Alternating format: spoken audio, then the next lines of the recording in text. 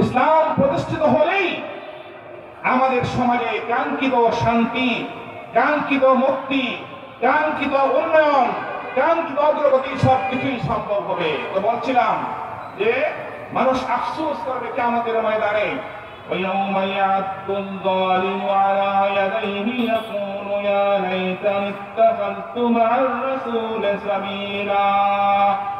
আফসোস করে বলবে, হায় হায়, আমি দুনিয়ার জীবনে কেন আমি আমার রাসূলকে অনুসরণ করলাম না, কেন আমি রাসূলের পথ আঁকড়ে ধরলাম না, কেন আমি রাসূলকে আদর্শ মেনে রাসূলের দেখানো পথে আমার জীবনকে আমি পরিচালিত করলাম না। ইয়া ওয়াইলাতা লাইতানি লাম আত্তাখিয ফুলানান খলীলা।